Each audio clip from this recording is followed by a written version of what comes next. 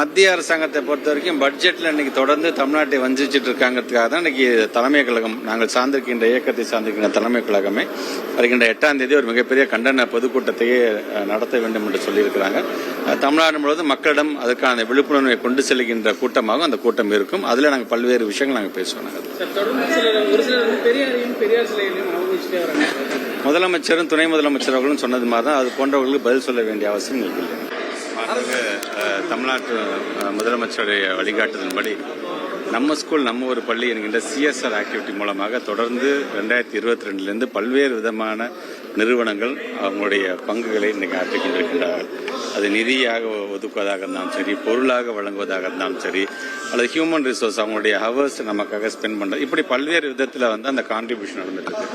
அந்த விதத்தில் மலபார் குரூப்பை பொறுத்த வரைக்கும் ஒவ்வொரு ஆண்டும் பார்த்தீங்கன்னா ஒரு ஆட்சி மாற்றம் ஏற்பட்டது. அதுக்கு முன்னாடி கொடுத்து வந்துருக்கலாம். பட் நம்மளுடைய நாலேஜுக்கு வந்ததுலேருந்து ஒவ்வொரு ஆண்டும் பிள்ளைகளுக்கான உயர்கல்விக்கு படிப்பதற்கான அந்த தொகை, அந்த உதவித்தொகையை தொடர்ந்து அவங்க வழங்கிட்டு இருக்காங்க. இப்போ கூட பார்த்தீங்கன்னா போன வருஷம் போன மாதம் திருச்சியில் நடந்த அந்த கான்க்ளேவில் ஒரு MOU மலபார் சேரிட்டபிள் ட்ரஸ்ட் மூலமாக ஒரு MOU சைன் பண்ணி கிட்டத்தட்ட 3500 பிள்ளைகளுக்கு நாங்கள் தரோம், ஸ்காலர்ஷிப் நாங்கள் தரோம் என்று சொல்லியிருந்தாங்க. கிட்டத்தட்ட 2.8 crores அளவில் அந்த நிதியை வழங்கன்னு சொல்லியிருந்தாங்க.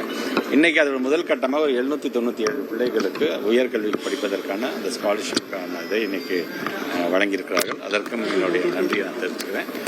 தொடர்ந்து இவர்கள் மட்டுமல்ல, தொடர்ந்து தமிழ்நாடு முழுவதும் பல பேர் நேரடியாக வழங்கிட்டு இருக்கிறாங்க, மறைமுகமாகவும் பல்வேறு உதவிகளை செஞ்சுட்டு இருக்காங்க என்று சொன்னாலும் இதை நாங்கள் NSNOP ஒரு போர்ட்டல் மூலமாக அதை முழுமையாக நீங்கள் கொடுத்த பணத்தை நாங்கள் எங்கே செலவு செஞ்சுருக்கோம், பிஃபோர் அண்ட் ஆஃப்டர் ஒரு பில்டிங் கொடுத்தீங்கன்னா அந்த பில்டிங் முன்னாடி எப்படி இருந்துச்சு, நீங்கள் கொடுத்தனால இன்றைக்கி அது எப்படி இருக்கின்றது, நீங்கள் கொடுத்த பெஞ்ச் டெஸ்க் இன்றைக்கி எங்கே இருக்குது என்கின்ற அளவுக்கு அது ஒரு புகைப்படமாகவும் அவங்களுக்கு உடனடியாக நாங்கள் தெரிவிக்கிறோம். நாங்கள் ஒரு வாட்ஸ்அப் மூலமாகவும் அவங்களுக்கு அதை நாங்கள் தெரிவிச்சிருக்கோம். இப்படி தொடர்ந்து ஒரு டிரான்ஸ்பரன்சி இருக்க வேண்டும் என்பதற்காகத்தான் திருச்சி நடந்த கூட இந்த வர்ச்சுவல் பெவிலியன் அப்படிங்கிறத ஒன்று கூட நாங்கள் தொடங்கி வச்சிருக்கோம். இது என்னென்னா பள்ளியில் படித்த முன்னாள் மாணவர்கள் அவங்களுடைய கான்ட்ரிபியூஷன்லாம் எந்த அளவுக்கு இருக்கின்றது, அவர்கள் எப்படி இணைக்கக்கூடிய வேண்டும் என்கின்ற விதத்தில் இன்றைக்கு அந்த பணியை நாங்கள் செய்து கொண்டிருக்கிறோம்.